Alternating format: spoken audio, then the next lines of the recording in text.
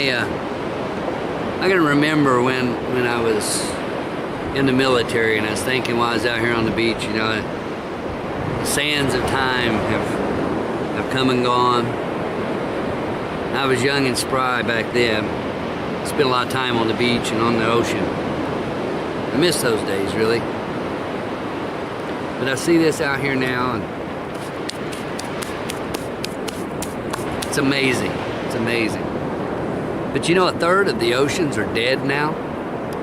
That the animals, the die-offs I remember, you used to hear of a beach whale or maybe a porpoise or dolphin once in a while. Now there's so many die-offs all over, and if you just look it up, most people don't want to hear about that because they don't want to look it up, take time to look at it. But it is what it is. It's the truth, just the same. Things are not what they once were in this realm.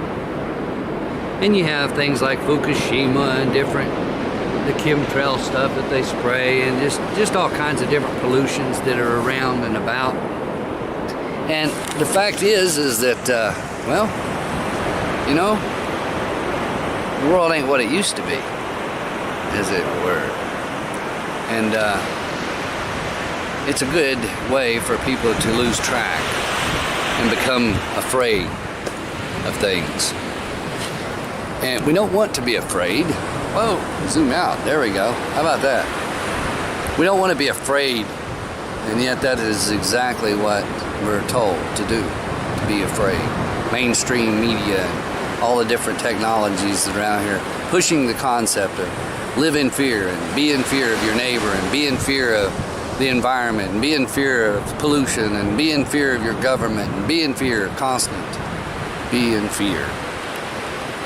We're not to do that. There is no fear in perfect love. We shouldn't be afraid of anything. People are afraid to die. I talk about this all the time. And we're not to be afraid to die. If we're afraid, then there's something missing in our heart, in our soul.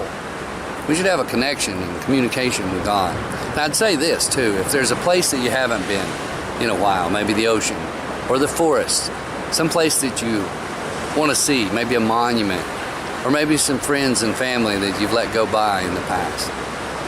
Maybe it's time to take out and venture out. If there is breath and possibility and a way to do it, leap of faith and maybe go and see some of these places, or go be somewhere that makes you happy or connects you to nature, even if it's just in your backyard watching some ants.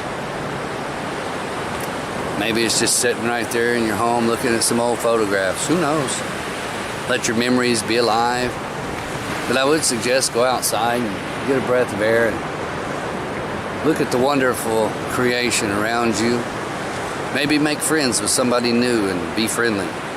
Love one another. The love of many has waxed so cold. There's so much hatred anymore. And people tell you they love you and talk bad about you behind their back. And they know who they are. That's the saddest thing. They pretend to be something they're not. They pretend to love. And they tell people they love. And yet they're full of hate, backbiting, and lies, deceit. If people would put all that aside, the foolishness, because you don't like somebody or you don't believe like they do, pray for them. Pray for those who spitefully use you. Pray for your enemies. Love one another. Because it's the love of a child, that simplicity. He says in the scriptures that we are to be as little children in order to inherit the kingdom. Talking about the innocence, the simple things in life. We're too wrapped up in ourselves and too wrapped up in the things of this world. And we've forgotten where we've come from, where we've been. And so I say this. Take time to enjoy the things around you. Say you love somebody. Tell somebody you love them while there's still life and breath. Hug somebody's neck. Shake somebody's hand. Tell people how you really feel in your heart.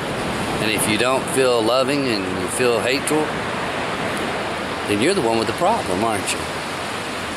It's true. You have to learn to be forgiving. Scripture says we have to forgive if we expect to be forgiven. We want to live horribly and evil, and we expect God to be forgiving to us. That ain't the way it works. We're going to be judged as we judge others. Our own words will judge us in the end when we stand before the Creator of all things. So I say this to you.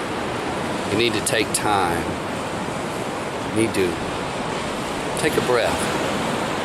Enjoy life while there's still life to enjoy. Yeah, things could be bad. Things are scary. I get it. Maybe. But all too soon it's gone. You can't buy your health. You sure can't buy your life back. Just take advantage of it. Bury the hatchet, so to speak. And not in somebody's skull. But to create friendships.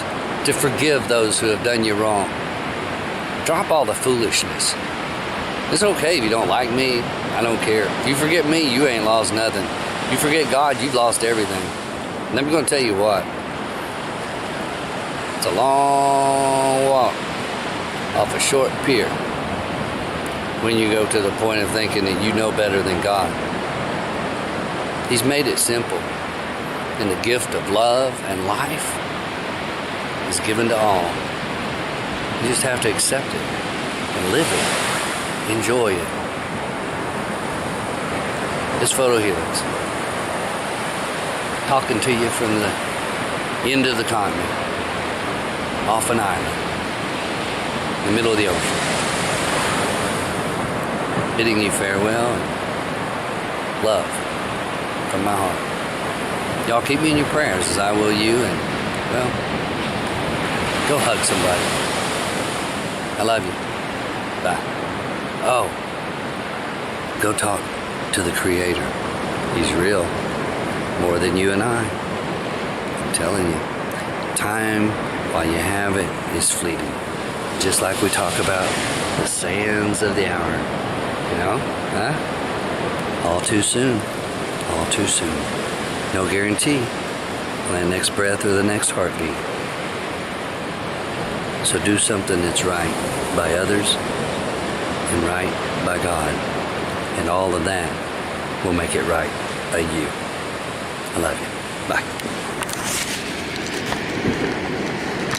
Happy birthday to you.